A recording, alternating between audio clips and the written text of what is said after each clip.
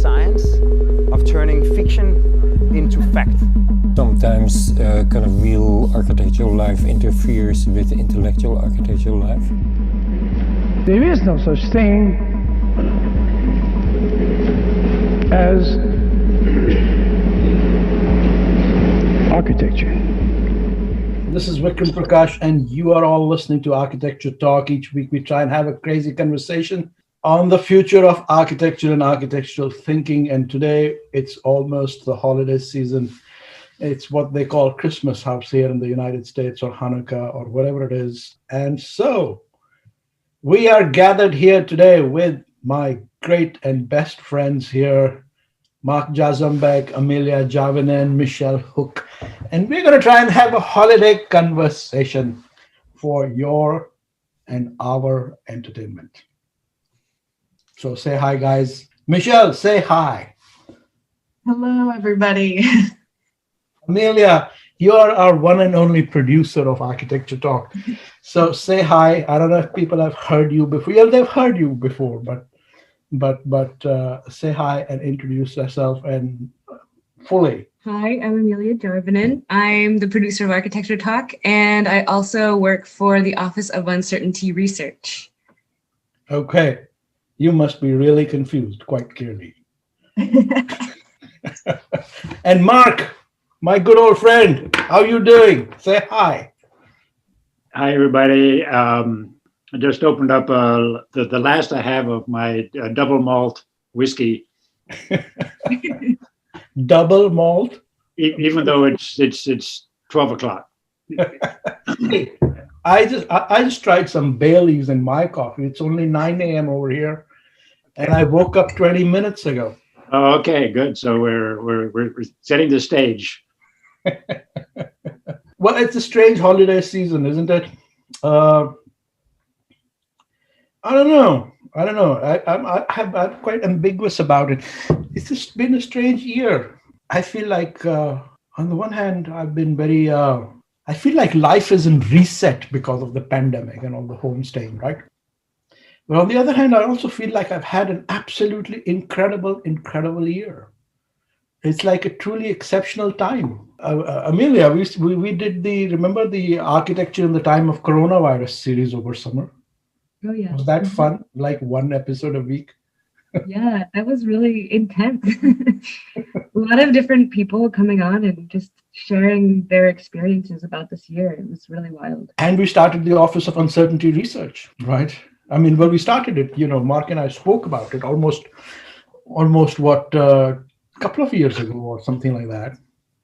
But nothing really happened till earlier this year. Why did we have so much uncertainty about uncertainty, Mark? It took a while for us to sort of feel like we knew how to go forth. I mean, before we became certain, you mean? Yeah, I mean. We wrote in our statements that uncertainty is the nature of certainty. But actually, we need another statement, which is that certainty is the nature of uncertainty. Uncertainty requires certainty in a certain way. Totally crazy. Michelle, you joined this whole thing halfway through. What did it feel like when you joined this circus called Architecture Talk plus Office of Uncertainty Research? I mean, it was a really fun place to kind of land into. For me, especially 2020 has been the year of like so many jobs almost, or like so many different avenues of just like trying to stay alive or to try out different things. And so I really enjoyed working on the Tirtha project, especially, and feeling like in some ways it's an extension of what we were doing when we were in thesis with you, but then having it be in this like ever more present reality, and really kind of like pushing it forward. And I don't know, just like we just had our opera unveiling and like seeing, all the work that we've put in the past few months for that, not knowing at all where it was going to end up, but being really excited and happy about where it ended up and seeing everybody's reactions to it. And And in some ways, like getting that validation of like, okay, we're not just crazy people who Zoom twice a week and somehow like manage to do this thing together, but it's now existing in the world and other people are a part of it as well. And so it's been really cool being behind the scenes of Office of Uncertainty Research. I like the way you put it. We are not just crazy people, which means we are crazy people, but maybe we are doing something interesting too. And Amelia, tell us a little bit, you graduated. You've been working with me and us ever since you graduated. Why didn't you just go straight out and get a amazing, high-paying corporate job and do this? Like, what are you doing? I suppose I'm really attracted to the more theoretical underpinnings of what OUR projects go for. There's a lot of unpacking and a lot of like learning about myself that I have to do for each project in order to, produce work that might be generative of conversation and new thoughts. So I think it's just really compelling in terms of the questioning that OUR is doing. And I think that's really a unique thing in terms of architectural like practice and conversation. And especially like pushing where architecture is going and like kind of the bounds of architecture. And the architectural opera is kind of way out there. That's an idea that no one really touches on. And, suddenly we have one out in the world and maybe another on the way. So it's exciting being part of that production. Thank you. But it's also a lot of uncertainty in all the production of all these things, right?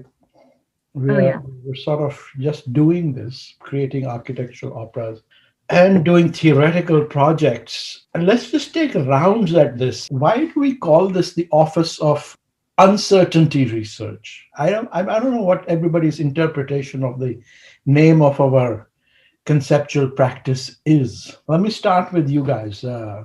Michelle, why do you think, what do we mean by uncertainty research here? I think, well, one, maybe it's a bit of a humble way of saying that even after we do all of this, of our own research and our own investigation, that we don't know anything still. And if anything, we know less than when we started the investigation or started the project. Right. And so it's a bit of the, we ask a lot of questions and we just end up with more questions. Right.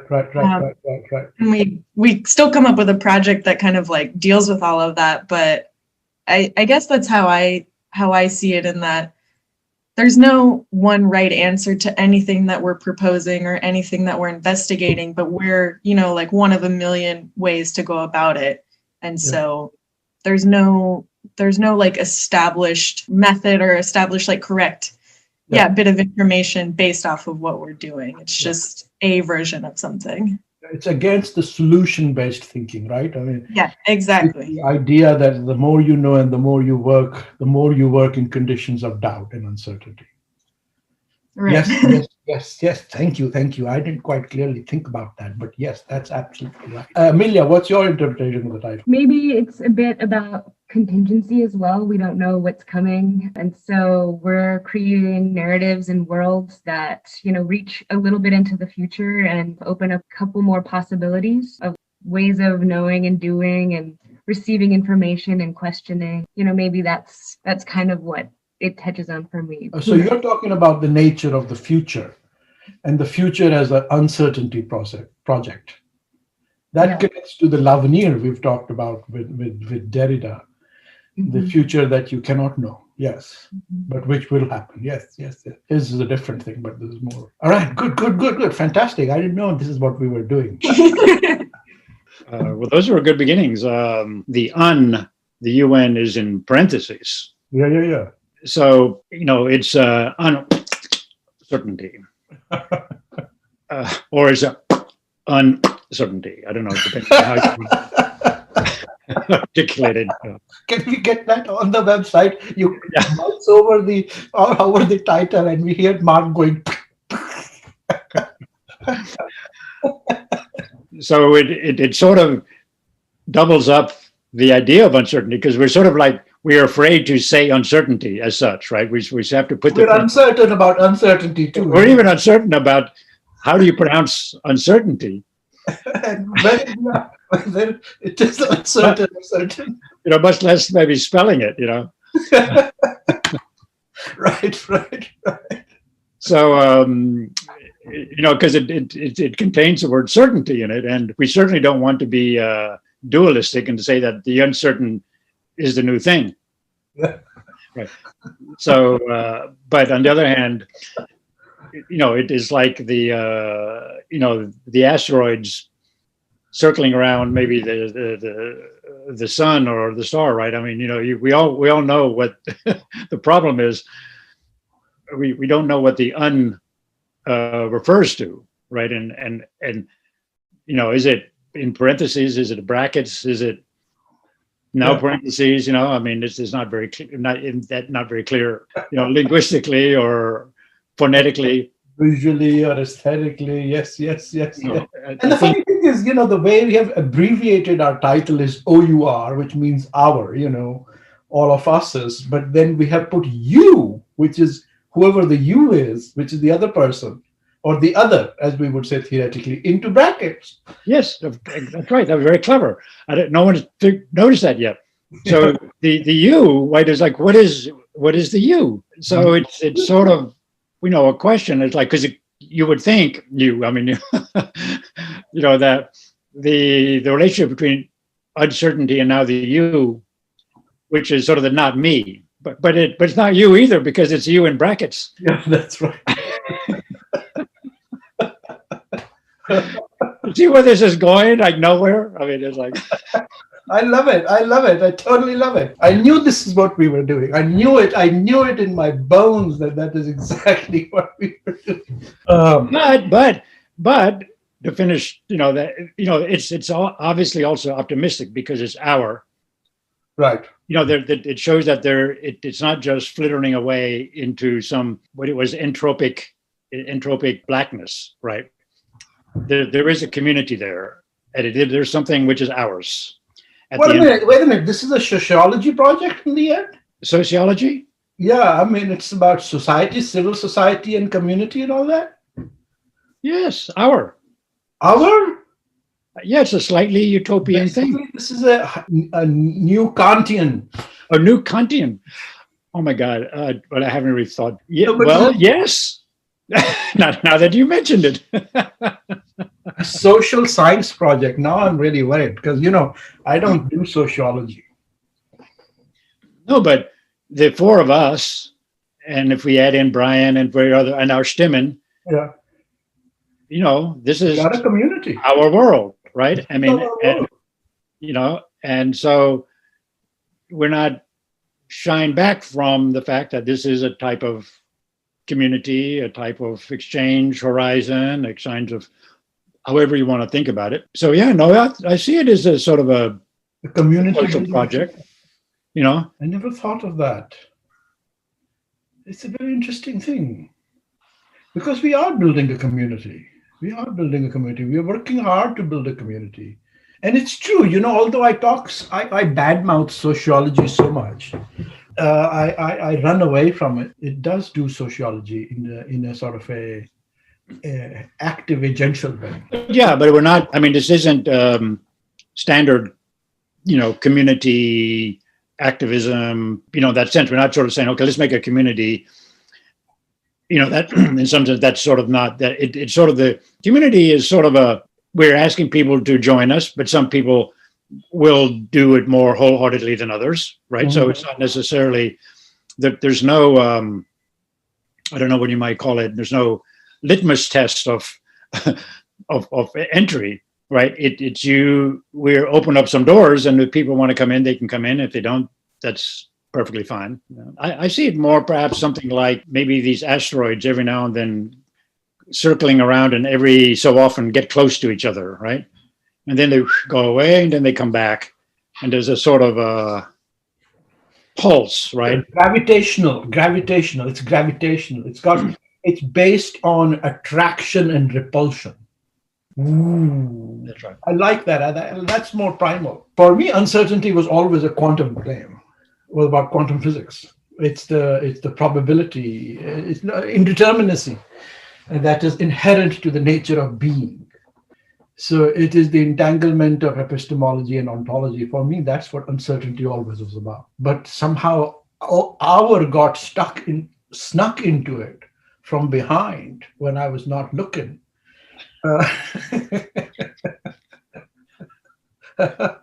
And that recognizes that in the end, if you want to entangle ontology and epistemology, there is no way to avoid sociology. Sociology, you're right. I mean, But it's problematic because it's the study of the socio.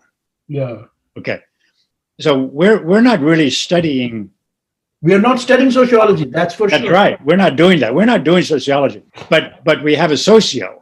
We have a socio. We have a socio. So that's the foggy area around the OUR. Yes. Right. Is in some Yeah. sense socio. Yes.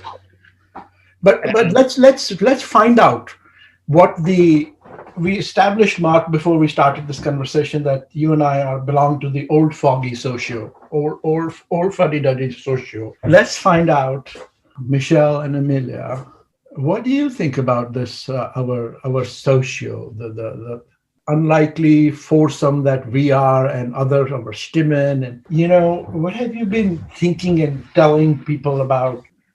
Have you admitted to your parents that you're part of this? Yeah, I have. And it's been a really difficult conversation because I don't know quite where to begin every time. And so I think I just confuse them more. If I talk about it more, then they're just like, I still don't know what's going on with you.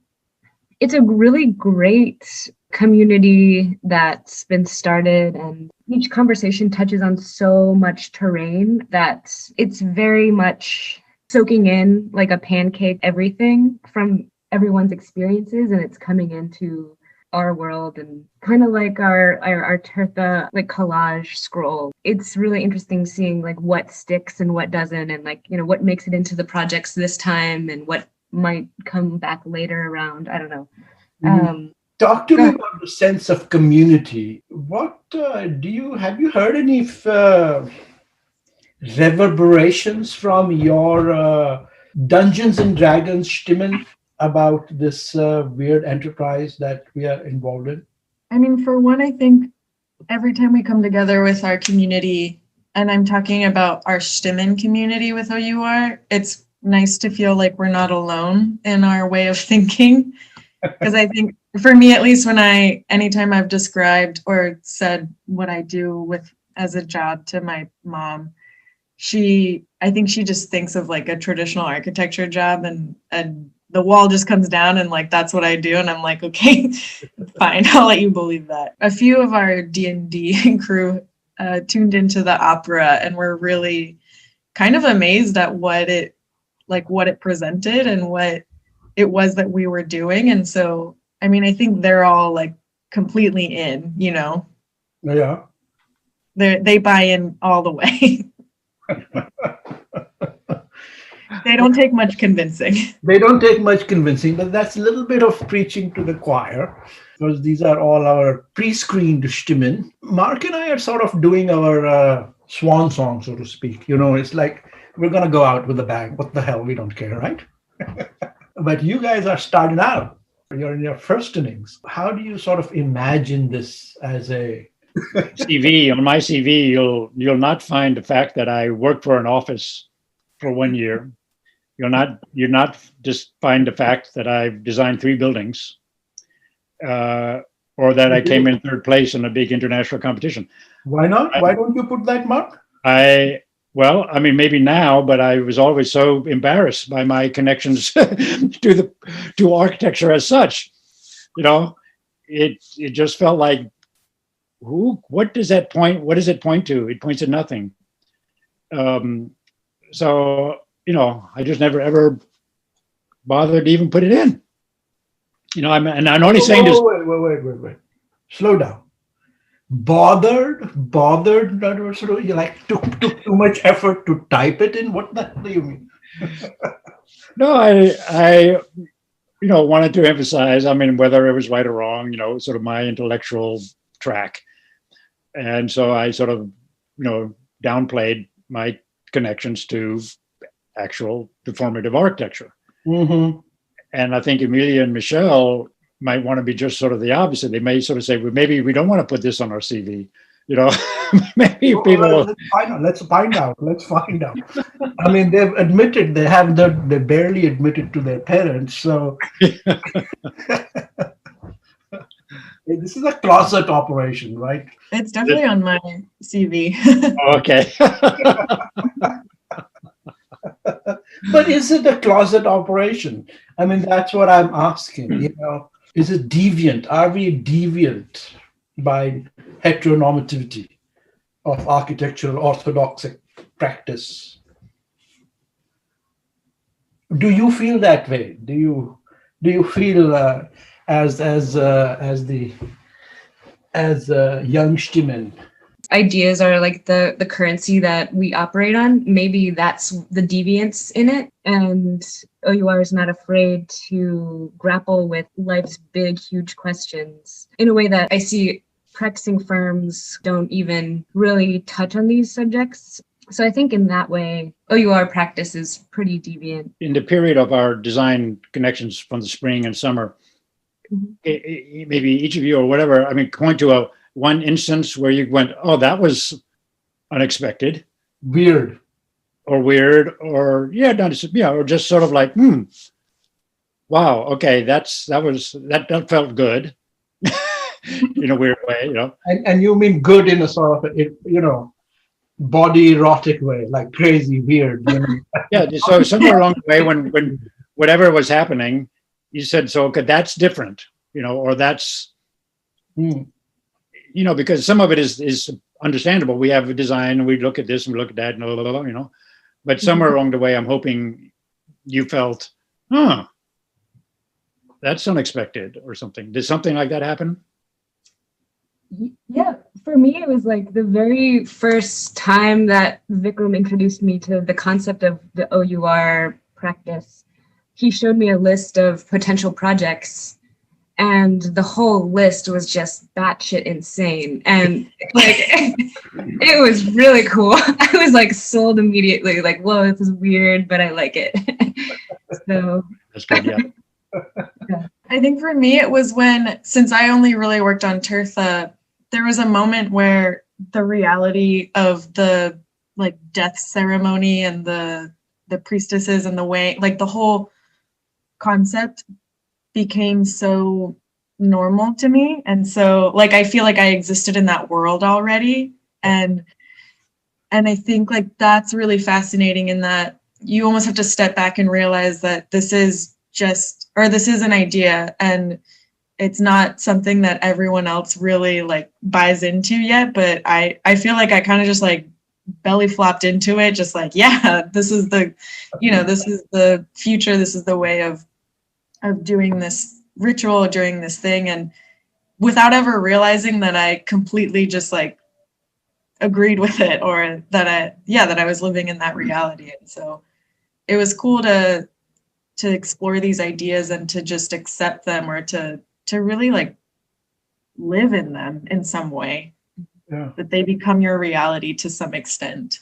And I think too with OUR, just realizing that we're not necessarily result driven in the same way that maybe an architecture, a heteronormative architecture firm might be, and that we're asking a lot of questions and like exploring ideas, but we're not necessarily looking for an answer at the end of it. Whereas, with an architecture firm, there's always this end result that's like being strived towards. And I think to a certain extent too, that's where the Stimmen for me becomes so important, is because we present one reality and then have these conversations with like different opinions coming in about these realities that we've conceived of, and like those conversations, their interpretations like show that there's a lot of depth to the ideas, but also a lot of different ways of thinking about the same thing. And I think that's like really an incredible thing about like the community that has been created around this too. Yeah. So I mean, I really appreciate this whole Stimmen idea, and in particular, the word that we picked. I think Mark, you came up with this word, which has this audio quality to it, Stimmen. Like it's like musical resonances. It's not just intellectual back and forth. It's like, how do you respond and produce a counterpoint, kind of in a body intellectual way, and produce creativity to creativity. And the edges of OUR are uncertain. The community really becomes whoever affinates to our work, right? People can affinate in, affinate out, affinate very close, affinate little further out. So yeah, that's yeah. Perhaps to just remind our listeners what we're talking about here. So Stimmen is a German word, Stimmen, yeah, which translates as voices, but it could be also, it's used by singers. I mean, so people who sing are called Stimmen, but it can be translated in various sort of proliferation of ways, right? As voices, and Vikram's right. I mean, there's sort of as an auditory or acoustical quality, things that you hear. So they're not our critics, and they're not our reviewers, and they're not our friends or things like that. They're part of the voices. And in some sense, we have voices in our heads, and these are voices in other people's bodies. And we're sort of interblending voices that other people are bringing into the conversation with our own internal voices. Yeah. So that's why. And musical voices. They are musical voices. And yes, and then at the end, to sing well, to have a gute Stimme is to sing well, right? So at the end, there is once again a socio there of a type of harmony, even that might be expected at the end, but it's not necessary, but it could be something.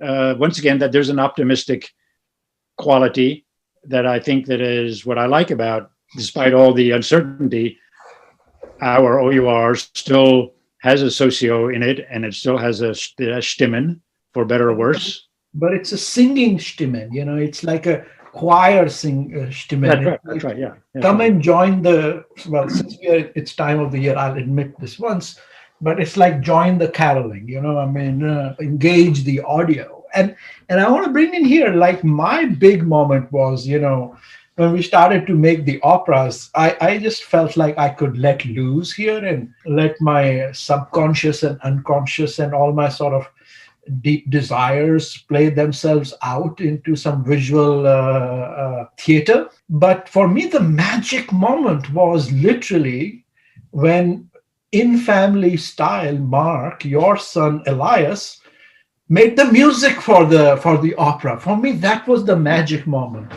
is that when the music came in, it just blew everything up, like just exploded it in my head.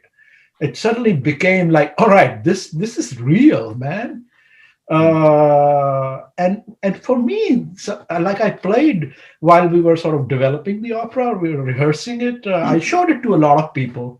And since the visuals were uncertain and, we didn't know what order things were going in, what was out, I was sort of always doing a jazz live thing where I would just start the music and then play the visuals based on my finger, whatever.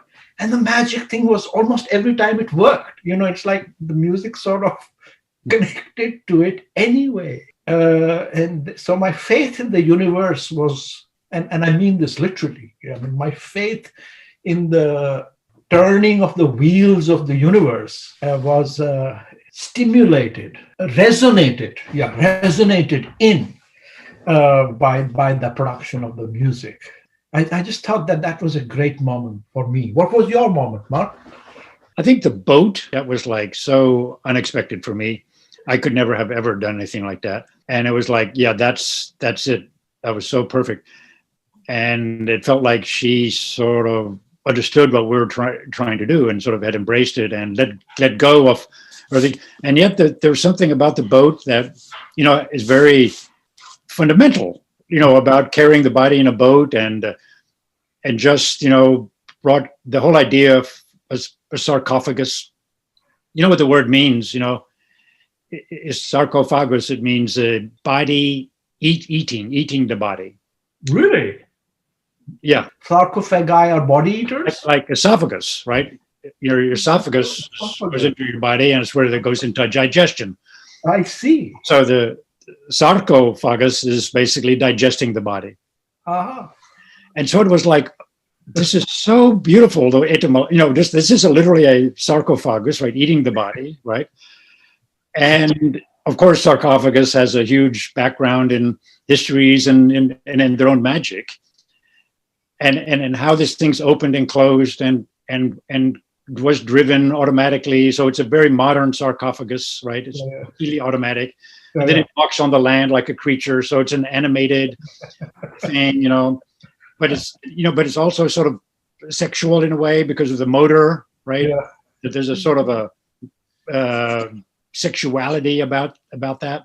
Yeah. And yet it's sort of a drivenness, a sort of a teleological end, but yet it sort of collapses in a big heap of moss and the poof go, the dust goes up, and it's so many components, storytelling components, right? I mean, in it. So I thought that was sort of a really beautiful thing, and so that's where I would say, where the designing took a turn. I think working through the institution and the building, and this is stuff we know we can do that. Yeah. But that then said, okay, now we're actually now have to work our way backwards, into a whole different type of thinking and so forth like that. So that for me was this thing. That was a beautiful boat. Is a beautiful boat. Thank you, Amelia. Such a fantastic. How does that happen? Tell us. Admit it. Spill the beans, Amelia. Do you remember what you were doing when you designed that boat? How was it? How much did you have to drink that day?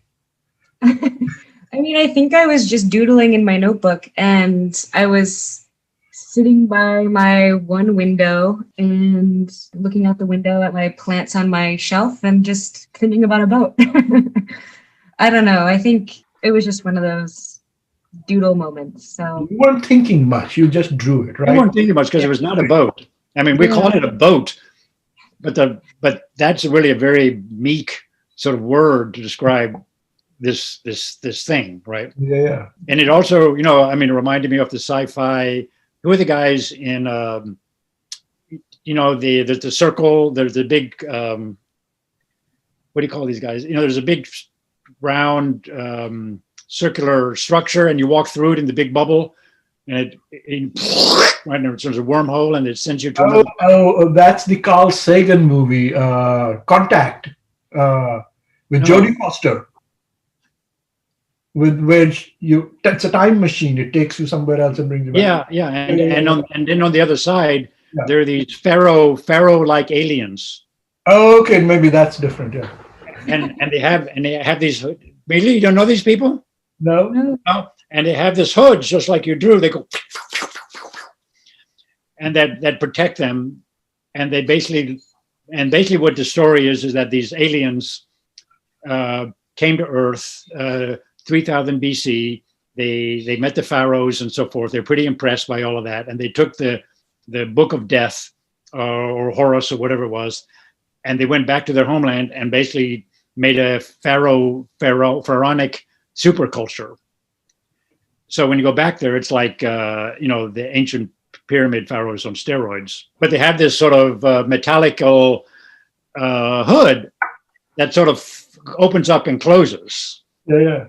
And gives them superpowers and so forth. See, this is a generational thing. See, I saw this when I was like in high school. This was like the first sci-fi series before Star Wars. And I'm just sort of kicking myself.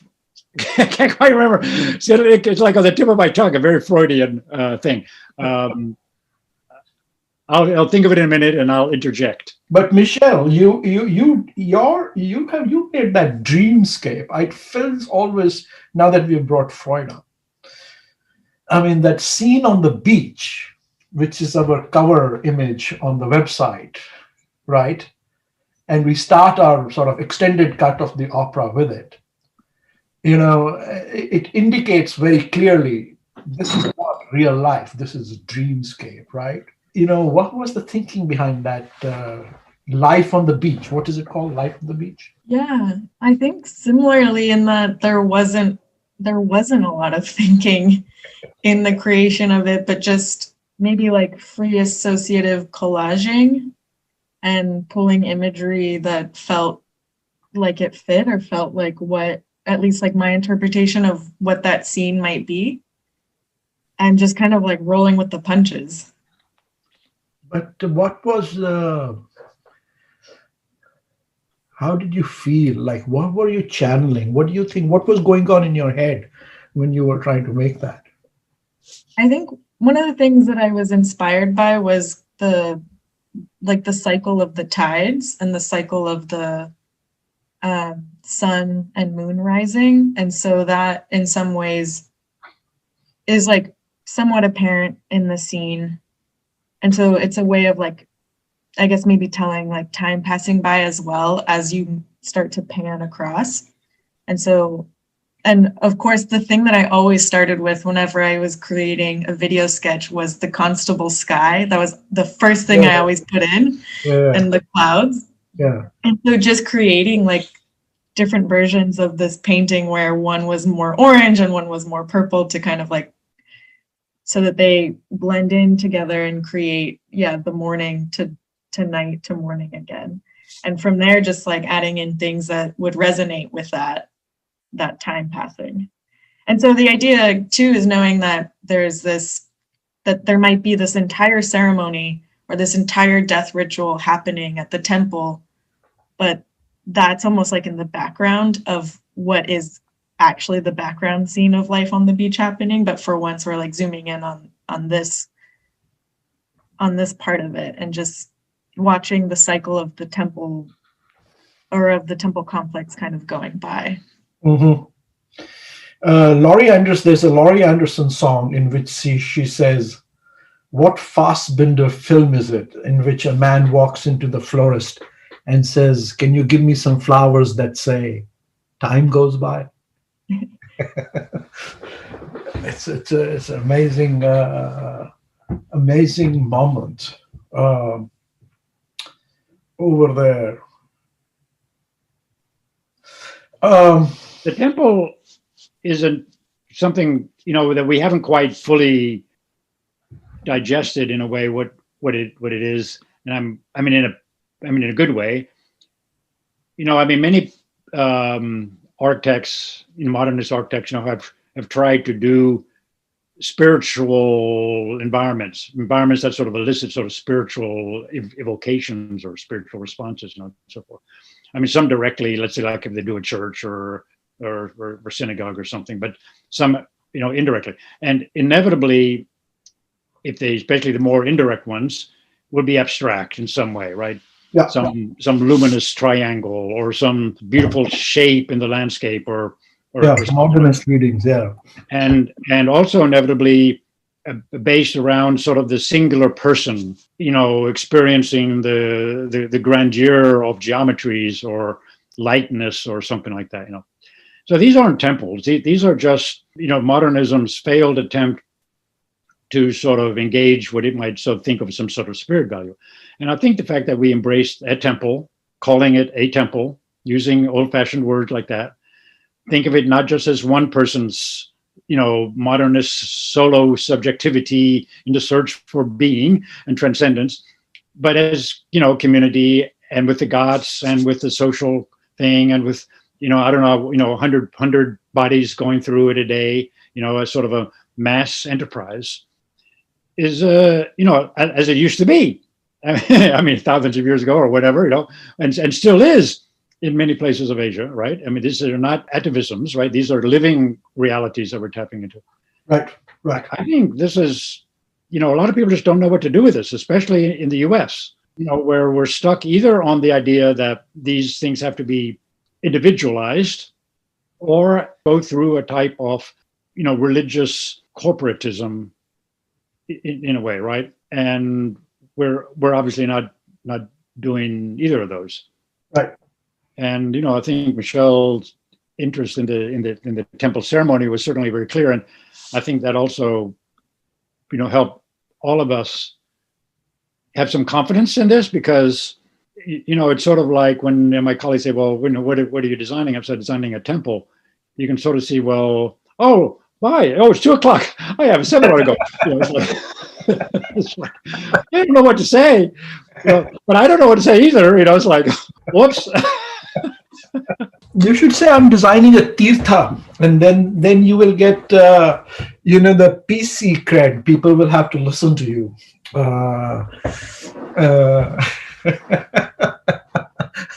Because everybody is very cross-cultural and other attentive. But yeah, I mean, I suppose the desire of OUR, and certainly the Tirtha and the Cenotaph, and for sure the One by One, our newest project, which we will be unveiling shortly, is to crack through and crack open the onto-epistemic sphere of modernism, right? Which we are necessarily sort of the boat that we are necessarily on because of the place and time, but to sort of crack it open and let water leak, engage kind of a post modernity. There's a desire for a magical quality to some things, I mean, magical not in the sort of a phenomenological sense of beauty happens, which is sort of a really, really dangerous concept. I think that, you see things and suddenly you realize the beauty, which is transcendental, but within the body, which is all sort of 19th century German thinking. Einfühlung, one of those words from which we get empathy and so on. But rather magic in a shamanistic sense, right? Actually, magic happens. Things transform. Other kind of ontologies take over. Like how Amelia is describing the design process, looking out at the window and letting the pen draw and sort of, magically the boat appears and so on. Yes, I'm very interested in that. And they require a kind of an access to the flowing river of the possibilities that can happen, which is what creativity, I think, is all about, is finding the river, tapping into it, letting the water flow in, letting the water flow through you, and then like swimming and let the things flow out, which is very different from abstraction, which is what modernism likes, where you take the whole world, you eat it up, and then it comes out in a pure form as its essential truth. Very, very different. So that's kind of a digestive, since we're talking body digestive metaphor, but it's more like it's eating food in a collective manner. The shaman stuff comes out of your first society's work, right? I mean, you used to be a 19th century German psychoanalysis, not psychoanalysis, but like psychology thinker, Mark. What happened here? I was always anti-psychology. So I was interested in the history of psychology because I saw it as it's sort of operative compulsions on modernity.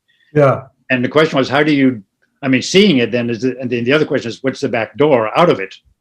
There must be some way out of here, said the Joker to the thief. Yes. Exactly. So what's the way out? And often the way out, modernism shows you very elegantly all sorts of outs, right? Psychoanalysis being one, or surrealism being. In other words, modernism has always been an in and out, and so that's the problem, right? How do we get out from the in and the out? You may not get necessarily very far. I think that's what the uncertainty is saying. We're not trying to go on a different planet, right? Yeah. But we're trying to find an out. And I think you're right. For us, just accepting the fact that there's a certain magic at some moment that happens, and we sort of embrace that, and it's not necessarily irrational, or it sort of has its potential, to work just sort of outside of some explanatory structure. And when you sort of see it, you sort of see it, and it's like, oh, there it is. And it's like, so what, and it doesn't need any necessary or desire any deep explanation, right? You're sort of almost somewhat revel in the fact that if you put, it's like cooking, right? You can take some really dumb ingredients, some barley and some yeast and some water, and put it in the oven, and what comes out just like puts tears in your eyes if it's done well. Right? Designing like cooking, I like that. Designing is cooking, and the magic that happens is the magic that happens, on the fire. Yeah, that's right. And you sort of taste it, and you go, well, that tasted pretty good. Yeah. And there might be some things that come out, and you go, well, that didn't work out very well. Well, sometimes it burns your tongue. Yeah, or too much salt or too much of this, right? Yeah. So we're in some sense cooks, but we don't necessarily have a cookbook. We know that's the best kind of cooking, Mark. Best kind of cooking. Best kind of cooking. Yeah. I have never cooked from a cookbook. Yeah. The cookbook is your mother, I think, in your head. My mother is sort of channeling from behind my head. One of my ghosts. My dad sort of sits on my head, but my mother channels through the back of my neck. Yes. Yes, exactly. Yeah. That's right. Fortunately, my mother was a very bad cook. I don't think, I hope I don't get in trouble with that. So I don't know if that was a good thing or bad thing in terms of my design approach, but I think that pairs us off very nicely. So in other words, I'm sort of happy with burnt rice and crusty bread.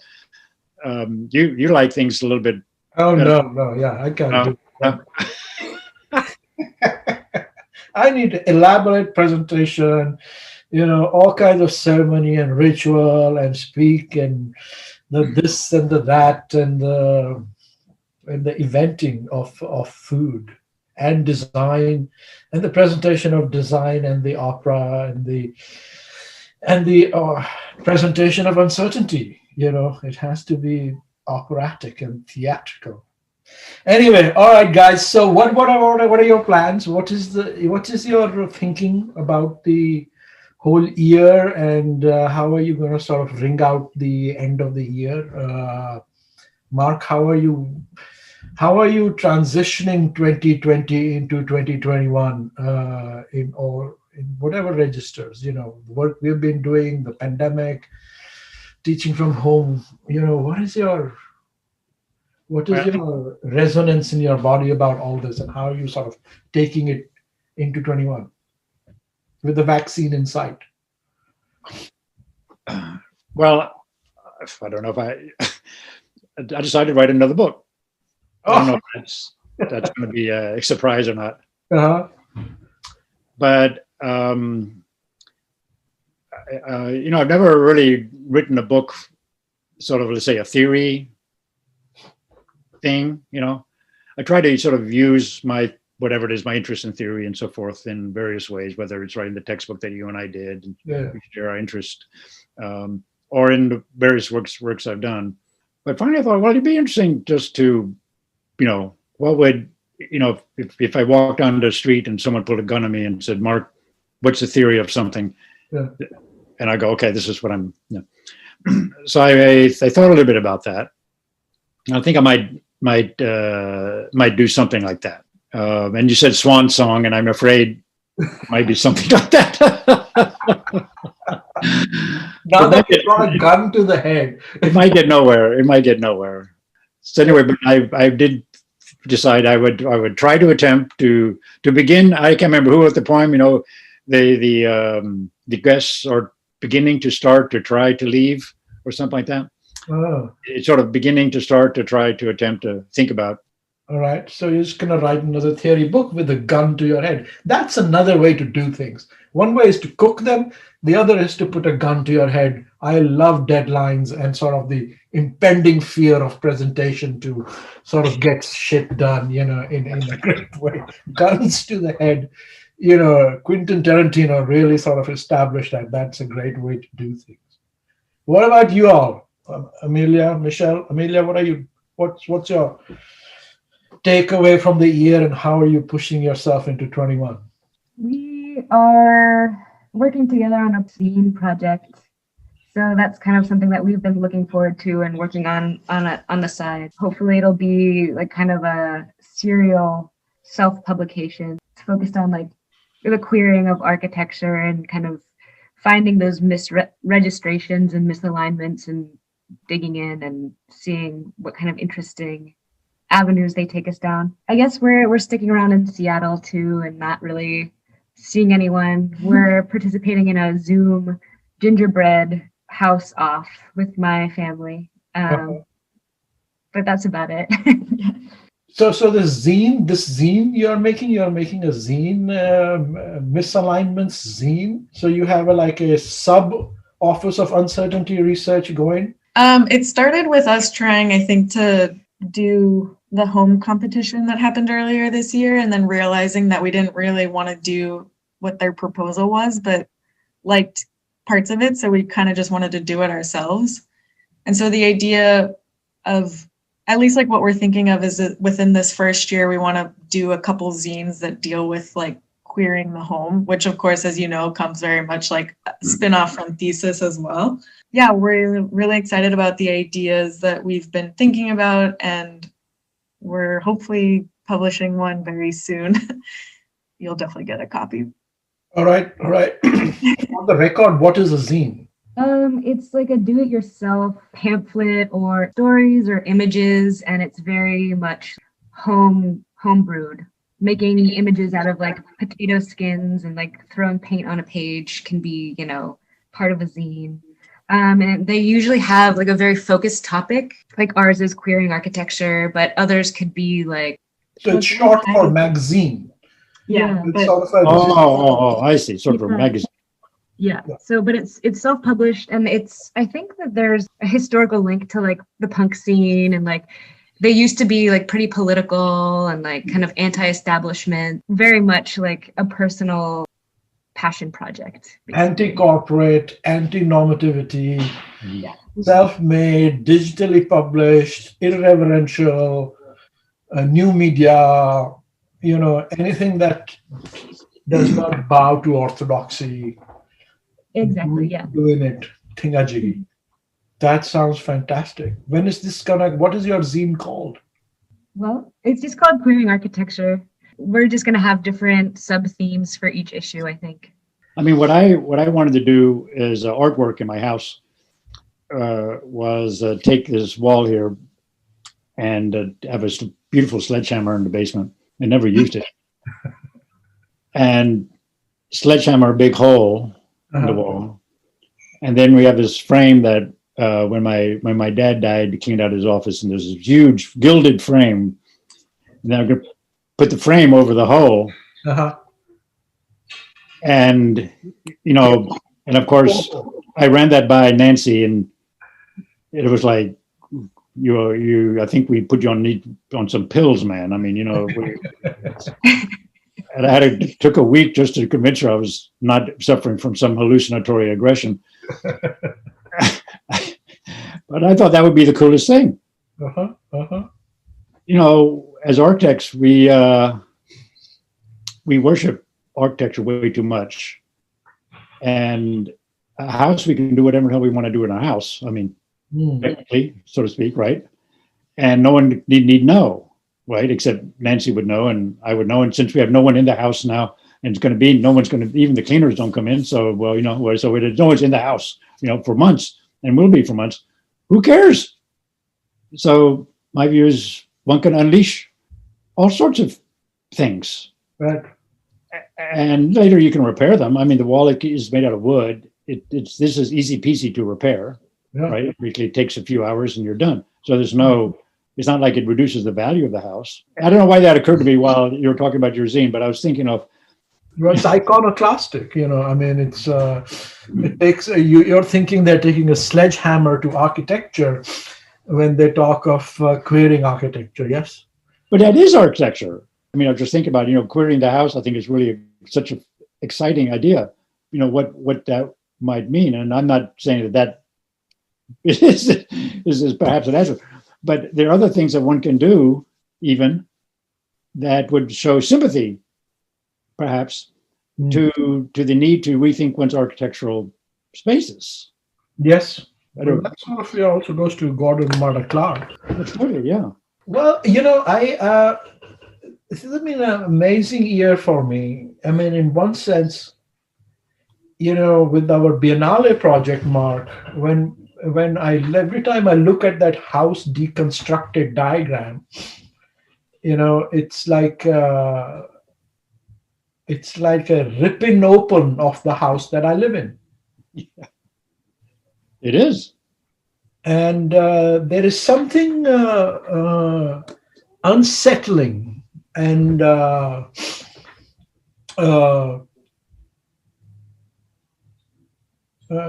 deeply stirring for me about it, which is not what the project itself is about, right? I mean, just the visual diagramming of that house, of that project, is something that has been, I think, in some way destabilizes and open things up for me, which I don't know exactly what it is. And I feel like all the things we have done with the Office of Uncertainty Research, the pandemic, the sort of in between architecture talk became this intense thing through summer, and now it's sort of come back to its normal rhythm. And at the same time, I've been working with a new boss in my day job, with a new dean who's just an excellent. For the first time, I'm working with a dean who's really got a different way of working. Through this whole thing, it feels like that diagram of the house deconstructed. I feel like my life's been ripped open. And it's sort of hidden, not the unconscious. Maybe it's a psychological term, but I don't know quite what it is. But you're talking about ripping open walls, and you're talking about querying architecture. I feel like it's like the biology class in high school. You open up that body and pin everything down, and now you've done it, and now you're looking at it, and you're like, okay, now what? The science is fine. I could have learned that in a diagram too, where this is the alimentary canal or whatever the hell we were supposed to do. But actually, the thing of ripping open that frog does something else to you, right? Which is what I feel this year feels like to me. I feel like I don't know what to do next, but I feel like something's going to happen. I think that's great to hear that from you. I mean, I always wondered because, it's sort of intimate. I mean, we took the house that you're living in that was designed by your wife. Yeah. We took it apart. We looked at it as much as we possibly could. We could obviously go more, but but clearly we're on that path, right? And dissecting, as you say. Yeah. And now you sort of you can't get the image of the dissected body out of your head, and right. And it's sort of the body and the dissected body. Yeah. You're living in the body. You're not living in the dissected body, but the dissection, you can't get rid of it, right? As there, right? And well, it undoes the packaged body. It undoes the ideal eye image of the well-packaged body. That's right. And you give it up. Or the well-tempered body, even. The well-tempered body. That's right. The ideal body, the Leonardo da Vinci Vitruvian body, you give it up, and then you end up with Dürer's sort of body with this, thing. So I feel like I have been granted the gift of another body. Yeah. But it's a out of body experience. It is an out of body experience. Out of body. But anyway, so that's my feeling. It's like the new job with all this Office of Uncertainty Research, the ongoing architecture talk, and building this conversation stream, which again, Zoom has enabled, has been a frog dissecting experience for me. And the question is, now there's blood all over the place, and bloody X-Acto knives, whatever those things were called that we used in high school. And now what? I'm not sure. I think one of the things that maybe listening to you speak about living in the house, I can't, I'm not in your shoes. It's hard to imagine, but I'm just trying to imagine, there's a sort of a anti-gravitational, in other words, I think that it feels to me from what you're talking about, there's a sort of an anti-gravitational moment, where, just walking in the house, your body, the gravity, the floor, the walls, architecture is very gravitational. Yeah, it is. And, and now that you've seen it sort of dismembered in a particular way, you sort of walk maybe in a slightly different way, because you're both walking, but at the same time, you're realizing that you're walking on signifiers, right? Everything is signifies something else. Mm-hmm. And it's not just that something becomes something else, but something was something else. Always. Yeah. And, that puts one, in a type of weird, not under gravity and not in outer space. You're sort of in a stratospheric place that is some gravity going down, but also there's the tug of centrifugality that is pushing you outward. I think it's a great place to be. I'm sort of jealous. It's fun. It's fun. It reminds me, they just published in, there are these two black holes which they found are really far away. They say like 50 million light years away. But when two black holes come too close to each other, they first revolve around each other and then they throw each other away. And then they come back and then they zoom, and then go bang. But when they throw each other away, they go like 50 million light years apart. But the fact is they're 40 million light years apart, but they're still responding to each other's gravity. It's so insane. Like it's simply an effect of being together. It's what you were talking about, gravitational. It's like floating, but you could be really far away from anything, but you're still strangely in its thrall. Is the feeling? It's an uncanny feeling. Which is quite amazing.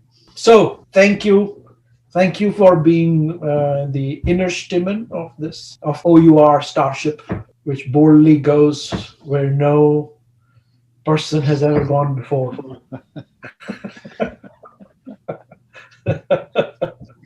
Have a good holiday season. Bye. Thanks for having us. Bye. Thank you for listening to Architecture Talk. This is your producer, Amelia Jarvinen. We hope you enjoyed the conversation, and if you did, please subscribe and rate us on iTunes or Spotify. We would also love to hear from you if you have any suggestions on new topics or guests. You can always reach out to us on our website, Facebook, or Instagram. Thanks again, and until next time, this is Architecture Talk.